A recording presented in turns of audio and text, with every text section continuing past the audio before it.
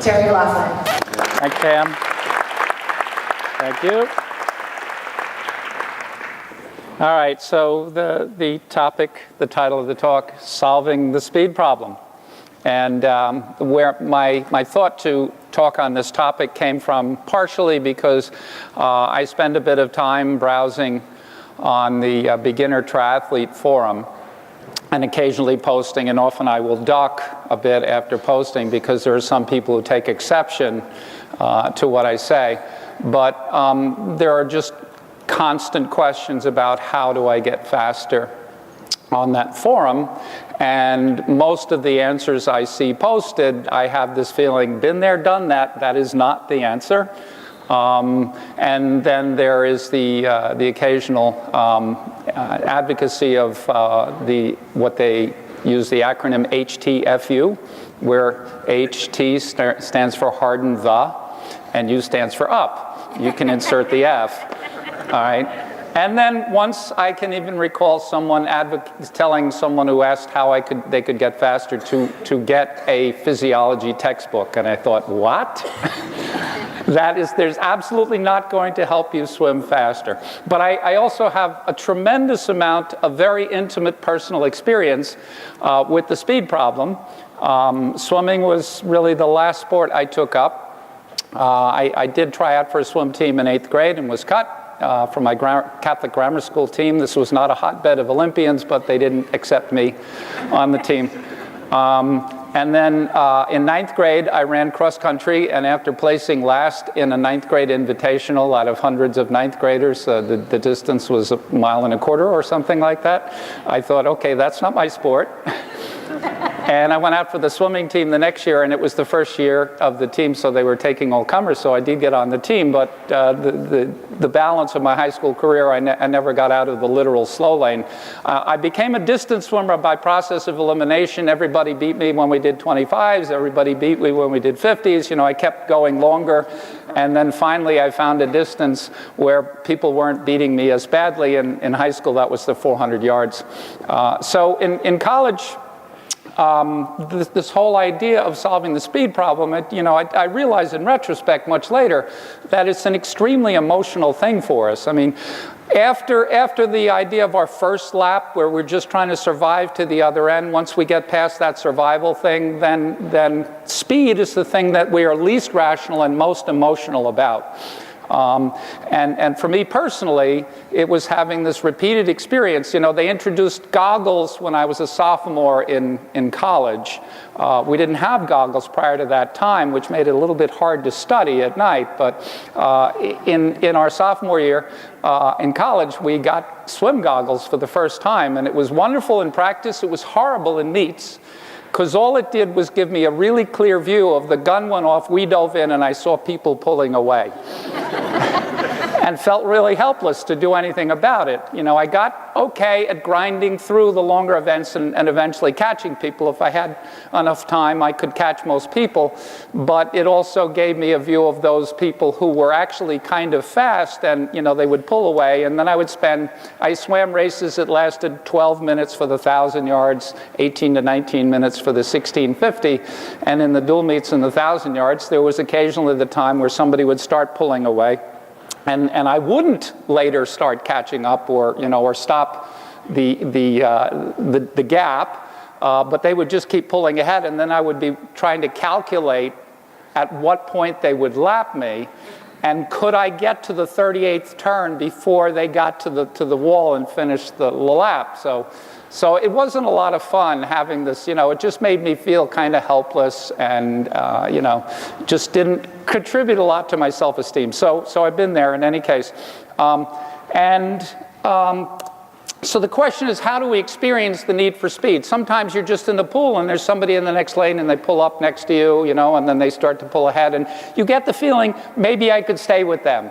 All right? And the question is, how do you respond to that idea that maybe I could stay with them? This is really different. The problem we face about speed in swimming is really different. All right? So we know the traditional solutions. All right, if you go to any of the forums, you'll see these are the traditional solutions. So basically what I'm going to do is I'm going to go through and I'm going to examine each of these solutions, right? Because one of the great motivations is next Friday I turn 60, and I am no less motivated, in fact more motivated, to want to swim fast as I ever was at any time before in my life. And the difference is when you turn 60, you don't want to be wasting energy and time on things that don't work. So you really want to be pretty sure that the things you're doing are going to work. So I've spent a lot of time, 40 years. So I took this off the web. I just downloaded it directly from the Active website. And, if you've been to Masters or taken workouts out of books or magazines, it looks pretty familiar to you. All right, pretty much everything in there is about how far and how hard. There's really no information there that kind of measures other than the time you get. So you do your 300-400s, you descend 1 to 3, and let's say you're in the range of 6 minutes for them. 6:05, 6 minutes, 5:55, something like that. So you're swimming about 6 minutes before you really get any information. After 6 minutes you get information. Anybody here train for a bike on a CompuTrainer? Yeah, I am. Do you not get information literally every single second? You've got feedback nonstop, all right? In the pool, where is that? Where is that feedback, all right? And it's even more important. So there's really nothing in here, honestly, there's nothing in there that's going to make you faster, all right? Because it's bigger lungs, bigger muscles, and faster strokes. All right? And so I have a friend named Amby Barefoot. Anybody familiar with him? Amby, he won the marathon in this fair city in 1968. A year later was within 4 seconds of the American record of the marathon at Fukuoka. And then has spent most of the time since as editor of Runner's World. At age 60, he decided to take up swimming, came to me for instruction. We become friends, we correspond a lot, and so on. And here's what Amby learned when he started swimming. All right? The other thing is he realized, he said, if I want to run faster, I just think it. And it just happens. All right? Same is not the case in swimming. So to run a little faster takes a little more energy. Swim a little faster takes a lot more energy. So that, I'd never really thought about it because I've done a lot since I finished last in that 9th grade invitational. I have run a few races, but I haven't thought about it too much. So I have another friend named Mike Joyner, who's the director of exercise research at the Mayo Clinic. So I asked Mike to quantify for me, since what Amby said, it had the ring of truth. I said, Mike, can you quantify this for me in basic terms? This is not a rigorous measurement, but in just sort of, you get a general idea. In each of the 3 disciplines in triathlon, to what extent can you convert energy into increased speed? And he says it's going to be about 1-to-1 in running. It's going to be about a 60% conversion in cycling. And at best, this is a skilled swimmer. It's going to be about 30% in swimming. Okay? So I thought, all right, well, let me put those into the 10% increased effort. Let me put those into the actual splits and see how much of a difference that is going to make. You can see how much difference it makes in swimming, right? It really, what that says is there is no payoff for going harder, stroking faster, and so on in a triathlon. All right? So what you want to be able to do is, when you're in there, you want to be able to have one of your rational thoughts be to, maybe I just want to keep my powder dry here, because if I save heartbeats now, I might really get something back for them later that's going to make a big difference. All right? So the first idea is swimming speed and triathlon swimming speed are 2 completely different things. All right? And triathlon, they both need to be strategic, but the triathlon swimming speed needs to be a lot more strategic and a lot more thoughtful.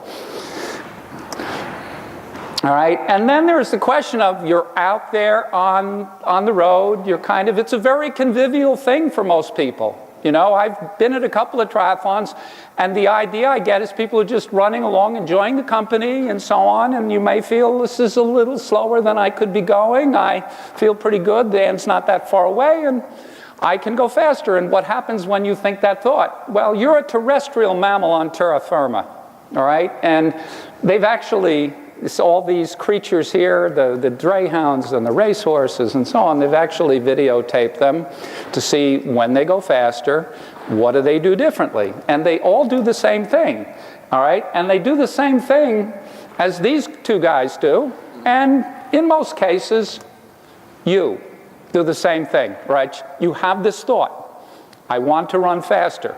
How does your body translate that thought? Just like the greyhounds and the lion's prey and so on, when you think the thought, you lengthen your stride. Your rate tends to be constant, all right?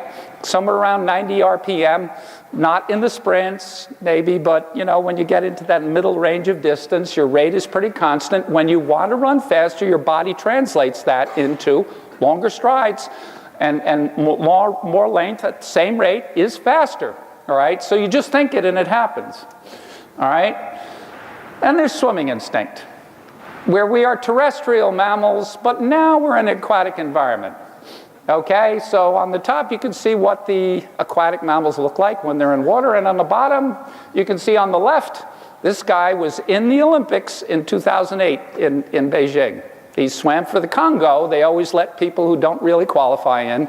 But that's where you get the idea. I mean, he was in the Olympics, and look at him. All right? And anybody recognize the guy on the right? His face look familiar? John Lennon. Who knows what you'll find when you go on the internet? All right? So those are terrestrial mammals in water. All right? So what happens when humans try to swim faster? Stroke faster, but we get shorter, all right? So on land, more length. On water, we have that thought, less length, all right? A lot more rate, less length. That's a zero-sum game, all right? You create a lot more turbulence than headway. Our problem as humans is that we move the water around a lot more than we move ourselves, all right? And the only guarantee of stroking faster is you get tired faster.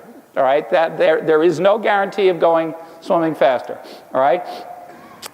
And here's something that will surprise you. Even the guy who's the world champion, the world record holder, is a terrestrial mammal, and sometimes you see surprising things happen. Watch this video. You probably watched this race. Anybody recognize what this is? Last leg of the 4x100 relay. There is no chance that guy in second place is going to, you can't hear it, but the announcers are saying the race is over, Bernard's got it won, France is going to break Michael Phelps' string here, all right? All right, watch what happens. And think to yourself as you watch this, could this have happened to Usain Bolt on the end of the 4x100 relay on the track? No way. Impossible. Could not happen. Watch what happens. The French are going to hold on, he just said. Coming back as Lizak. He can't surely do it. Well, he did it. All right, so here's the funny thing. After the race, somebody asked Lizak about the race. He said, I don't know how I did it. All right, so I watched that video, they have underwater, and what I did was I counted the strokes of the two of them on the second lap, all right? Because when I see something like that happen, I want to understand it, all right? And here's what I found, all right? There are their times. Look at Bernard's stroke count. 46 strokes to Lizak's 34. I mean, that's insane. Utterly, utterly insane. Like, the analogy is, Usain Bolt gets the baton and suddenly starts running like this. Couldn't happen. Couldn't happen. But to a terrestrial mammal, even the world record holder in the 100-meter free went on a couple days later to win the 100-meter gold medal. High-pressure situation, just out of his mind. All right? So his stroke rate was 25% higher, but Lizak's length was 36% higher, and that made the difference. All right? So here's the thing. Speed is not a getting faster problem. In virtually every instance, it's a getting slower problem. And in virtually every instance, so if you looked at all the Olympic all the Olympic events, they were all decided pretty much in the last quarter. That was decided in the last 25 meters. And I knew going in that if you have 8 people swimming 100 meters, in the last 25 meters, all of them are slowing down. No one is sustaining their speed to the end of the race, all right? Then you want to find out why. Why are they slowing down? And when you look at, because they publish on the USA Swimming website, they publish analysis of races, and I've looked at every distance and so on. And what happens is you've got a group of people together, and some pull away and some fall behind, and then the medals are decided. And what's the difference? Why are these people pulling away and these falling behind? In every instance, their rates are going up. The people who get the medals, their rates are going up a little bit. All right, the people who don't get the medals, their rates are generally going up more. The people who get the medals are holding their length better. It's without exception. Stroke length determines how fast you swim. All right, so as I said here, faster strokes is a problem, not a solution. And losing length is the #1 cause for losing speed. All right, so you come away from that and you realize that what you want to do is you want to value length highly, and you want to have a program, a system for developing it, and a program and a system for learning to maintain it and programming it into your nervous system so that it's unbreakable no matter what happens. All right, so here are 3 speed problems that we face. The first problem is energy is not a sustainable resource. All right, and that first bullet there is taken from a study that was done by a group of Defense Department engineers earlier in this decade when they were asked to design a swim foil for the Navy SEALs so that SEALs could cover distances at decent speed, often great distances, sometimes carrying equipment or ordnance or something. So they studied dolphins to really understand what are the physics that makes a dolphin a superior swimmer and a human a lesser swimmer, and they actually calculated that dolphins are 80% energy efficient. They convert 80% of energy and horsepower into locomotion.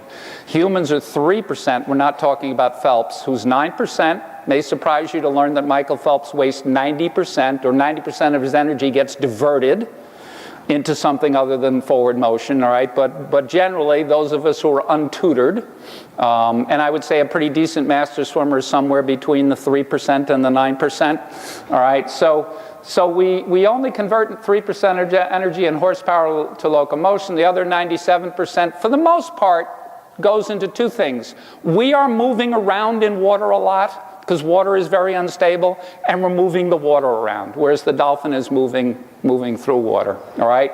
So terrestrial mammals in water are clearly energy-wasting machines, and clearly training for bigger lungs, which is just a way of saying fitness, is solving, again, the wrong problem. Saving energy, all the things you do to save energy, comes from a focus on training the nervous system, all right? Aerobic fitness peaks at 30 plus. Neural fitness, in other words, the ability to improve, optimize circuits in the brain, is trainable to at least 70 plus. 4 more decades of potential improvement if you're focused on training the nervous system. Oh, there's resistance. I thought it came second. Okay, here's something that was pretty surprising. There's a lot of things that go along here where, you know, in the 40 years that I've been coaching, I can't tell you how many moments that I was really caught up short by something.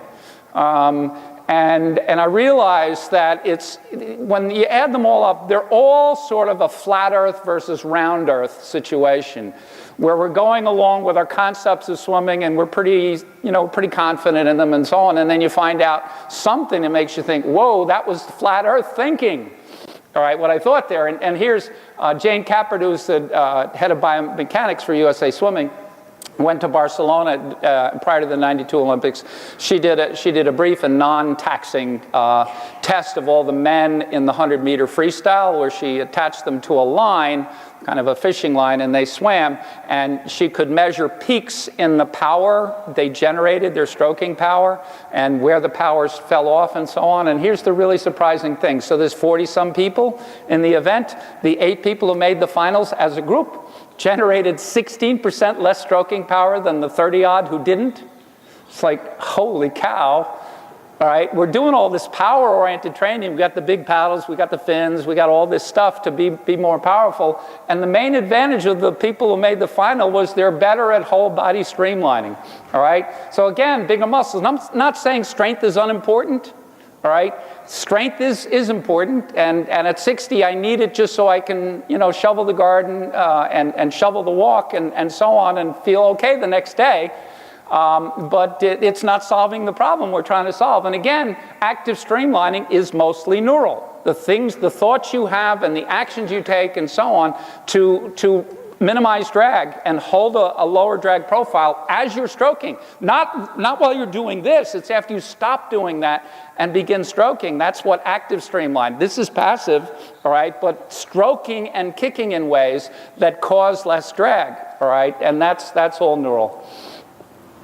All right, so what we want to look for, given the fact that speed is a losing problem, not a getting problem, all right, is we want, and given the fact that each of us every day is a day older than we were yesterday, and that's pretty much inevitable, and that we want our speed solutions to be sustainable. So the first is that we always want to add by subtracting, all right? So given that we are wasting somewhere between 91 and 97%, the opportunities for saving energy are really limitless, and the opportunities for increasing energy stores are really not much of a payoff, all right? Reducing drag or turbulence. And, you know, it's an interesting thing because you think about it, and you think about from the time you first stood at the edge of the pool and wanted to go down the other end. Did thoughts of drag or turbulence enter your mind? All right, and how many times since then have you really focused on drag and turbulence and known, not just, okay, well, that's important, known how to change it? All right, and decided to prioritize that in your practice design. I will think these thoughts. All right, I will build my practice upon this. All right, so reducing drag or turbulence. In the stroke itself is reducing slippage. All right, not adding power, because a lot of power with slippage is totally wasted. All right, it's about purchase. It's about, water is a really elusive substance. All right, it doesn't lend itself to traction, all right? And the time I first noticed this was, again, one of those flat earth, round earth moments, which was I was at the NCAA championships, and when I was coaching, I used to go a lot just to watch the best swimmers, and I was watching the 100-yard freestyle, and I realized that, and I hadn't noticed this, I'd been coaching probably 15 years before I really noticed this. I noticed that in the 100-yard freestyle heats, this is in the morning, not the final, the people who were winning the heats, I noticed their hands were moving more slowly. It's like, something wrong with this picture, all right? I noticed their hands were moving more slowly, and then I thought I was just going to look on the first lap or two in subsequent heats, and I was going to look for people whose hands were moving more slowly, because you can see some people are really moving fast, and some people it just looks by comparison remarkably leisurely, all right? And I started looking, and I kept seeing the same thing. I didn't need a stopwatch to determine who was going to make finals. The slower your hands were, the better your chance of making finals were, all right? Again, who is ever thinking in that moment when someone in the next lane is going by, or you're in that vulnerable space with the churning around you, slow your hands down? Thought never occurs, all right? And then finally, eliminate pacing errors. I mean, that is always the first place to look at. In a triathlon, what happens? 1,500 meters, even half a mile, first 100 meters, everybody's going crazy, all right? And then they're out of breath, and they're starting to feel anxious and uncomfortable, and the wetsuit is pressing, and so on, all right? And just to start out with the idea that I'm going to stroke slowly. In fact, because it's legal, I think it's not a bad idea to wear a tempo trainer. In that, Shane Eversfield, who's here today, one of our coaches, wrote the Zendurance book. He's down in the pool coaching right now at the clinic. The last Ironman he did, he He wore a tempo trainer. You can't do it in master swimming, not allowed, but in triathlon it's not disallowed. So tempo trainer at 1.1, which is a stroke every 1.1 seconds, or about 54, 55 strokes a minute. Now in the pool, that will feel kind of brisk, but in open water, it feels more leisurely. All right, and so he set it at 1.10, and he was just going to spend the 2.4 miles sinking to a beep, just thinking about sinking to a beep. And he said in the first 200, 300 meters, people were pulling away, and then for the last 2/3 of the race, he was passing people nonstop. And at no point was he trying to pass anyone. Was he trying to catch anyone? He just kept with that thought, sink, beep, beep, beep, and magically just kept going by people. All right, so eliminating pacing errors, and that's one way. And then much later, you can add, choose to add, and this is a choice, all right, that you adapt to faster tempo in a very precise manner, in 100th of a second increments, allowing your nervous system to adapt, all right, again using a tempo trainer. Now I use the tempo trainer very regularly in my training, and in my case particularly where it was very useful is I don't do triathlons except very infrequently, but I do race open water a lot.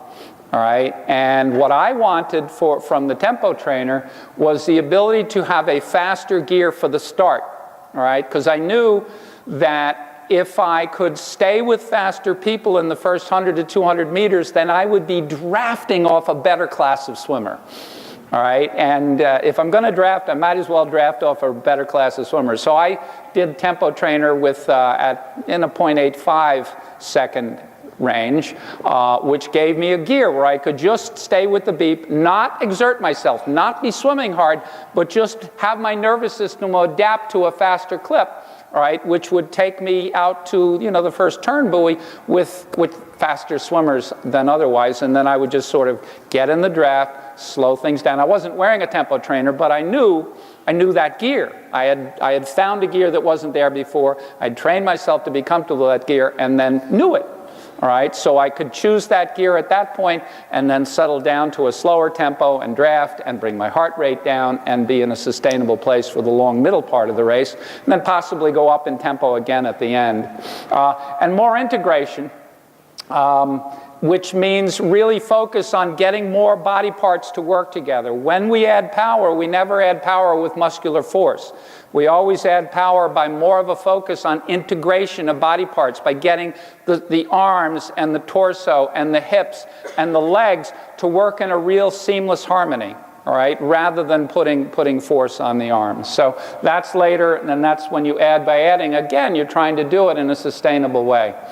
So since we, you know, if we get the idea that building, improving our stroke length, then imprinting the stroke length that we have, and then learning in a variety of somewhat stressful situations, either where we need to go faster or we're distracted by a lot of people, to be able to calmly hold and have that thing so locked into our nervous system that it won't break, all right? So we want to have a process for doing that. And a good starting point is to know your personal efficiency range. Now this is just sort of a rough estimate. It's not rigidly, you know, it's not a rigid thing. But basically, if you're a particular height, you want to have a sense, all right, that there's a range of strokes in a 25-yard pool. You could adapt to a 25-meter pool, all right? There's a range of strokes that is right for you. And you'll notice there's a 4-stroke range for each height. And so, for instance, I'm 6 feet tall, all right, so my range would be 14 to 17. And the idea is that at the top end of the range, it allows you to aim for it allows you to have a clear target, a very specific target, a benchmark for yourself that feels personal. All right, where I can aim for this, and at the top end of the range, you're at a place where your balance skills aren't great yet, your streamlining skills aren't great yet, you're still kind of a developing swimmer, but you know, at least if I aim for this, it's appropriate to me. And you know, a big difference here, again from that workout I put up before, that I took off the internet, is that it's personalized. All right? How many of you have been to a master's practice or got something off the internet and so on and felt that there was anything personalized that was meant for you? All right? For the most part, all the workouts you see are just canned. They're just based on formulas, and there's just sort of a faith that if I do this for some magical way, I'll get faster. I think it's really important to feel you can get a lot more confidence when something is personalized. So in any case, at the beginning of your development as a swimmer, you aim to be at the top end of that range. And anytime you're not in that range, you're going to adjust your practice to allow you to be in that range. How far you swim, how fast you swim, how long you rest, all of these things are adjustable. When you see the canned workout, it's like you're in this box. You got to do 10 100s on 130, ready, go. All right? And the thing is, well, why not 75s? And why are we doing 10 rather than 8? And why is it on 130 rather than 140? Is there some guarantee that if I do 10 100s on 130, I'm going to get faster, but if I do 8 75s on 30 seconds rest, I won't? All right? And the thing is, if you're not in that range, if you're above that range, all those decisions are driven by that, because if you don't make those decisions on that basis, all you're doing is imprinting inefficiency. All right? And we already know that that is the thing that's keeping you from swimming faster. All right? And then if you want to move down through that range, so let's say the range is 14 to 17, and you can, by really focusing intently, you can hold 17. You can't hold it for very long. You can't swim very fast. You want to begin bringing yourself down toward the bottom end of that range. So if you're above that range, the first thing you want to be focused on is, I've got to improve my balance, all right? And balance is really about being in harmony with the water, not fighting the water, being comfortable in the water, all right? The way we put it is learn to cooperate with rather than fight gravity. And all the thoughts that put you in balance are counterintuitive thoughts, all right? So releasing your head puts you in balance. Hanging your hand instead of holding your hand like this puts you in balance. You wonder why hanging your hand could put you in balance. So for one reason, because when your hand is like this, and you extend it forward, it tends to scoop up. And when it scoops up like that, and I've seen video of tens of thousands of adult swimmers, when your hand scoops up like that, your feet drop. All right? So when your hand is relaxed, your feet rise. All right? So to move forward, propulsive force must exceed resistive force. We don't think about it very often, all right? But to go faster, the gap between those two forces has to increase, all right? Lowering drag is a more sustainable way, all right, to increase that force gap. All right? So balance means cooperate with, don't fight gravity. It allows you a walking equivalent. You saw the guy walking in the Ironman. If he was at a pace that was a little bit too fast, he could choose to walk. Where's the walking equivalent in the water? Well, balance allows you to slow your stroke rate. Without balance, you cannot choose your stroke rate. You cannot choose to slow it. All right? So it allows you a walking equivalent. All right? Streamlining means your focus is on piercing the water in any way you apply that thought, as opposed to pushing on the water, all right? And what you're trying to do is move through water rather than move the water around. All right, and here is a video that shows a pulling, kicking guy in the next lane and an actively streamlining swimmer, it happens to be me, in the near lane. You just look at how relaxed my legs are and how much time my legs spend streamlined in each stroke cycle, and how what I'm doing is sort of floating my hand forward. And look at the bubbles on the left side of the lane. All right, and the arms are just like Bernard. That's Bernard on the left, and that's Lezak on the right. All right, and notice how relaxed my hands are and that the fingers are down, and that I just basically move past lane markers during the non-propulsive phases of my stroke. All right, my hand comes out of the water here.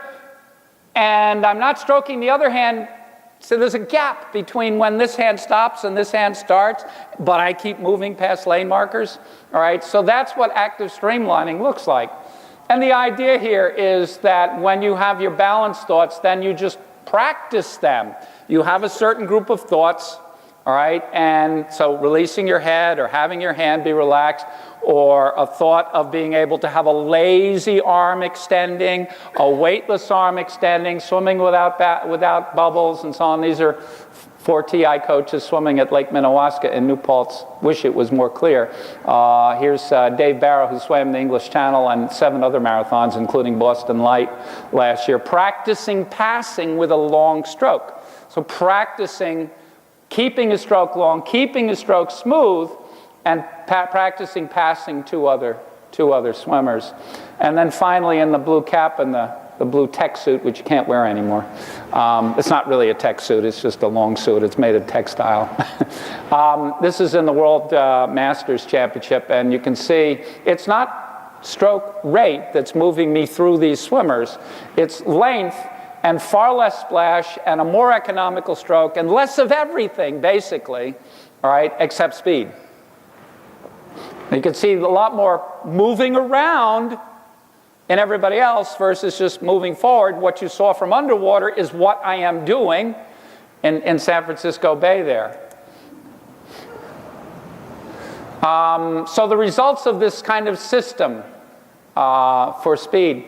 All right, so among TI coaches, Pam said I'd won 4 national titles. Actually, I've won 5, but 12 plus national titles. 8 or more national open water, these are all long distance, open water long distance, all right? Records and all-star rankings, which means the top rank. I coached the West Point Sprinters in 1996 to 99. In those 3 years, the group that was most underperforming on the Army team won 5 of 6 Patriot League MVP. And then the West Point Tri-Team, and you can see their change when Lou Tharp started coaching them in 2007. Doesn't know anything about running or biking, didn't really do much with their running and biking, improved their swimming, and left them more energy for the running and the biking.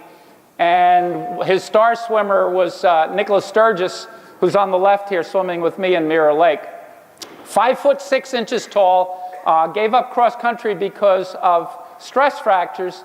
May 2007, his first triathlon, 27 minutes plus for 1,500 meters, all right? And then May 2009, 2 years later, have you ever seen anybody improve that much in 2 years at that speed level?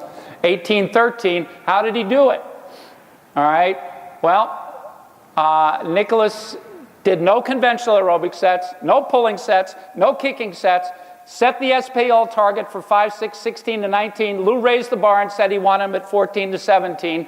Swim duration and speed, always limited by that. Gradually increased both as his nervous system adapted to what it took to hold that stroke length. Today we would do that by setting the tempo trainer. They didn't have the tempo trainer.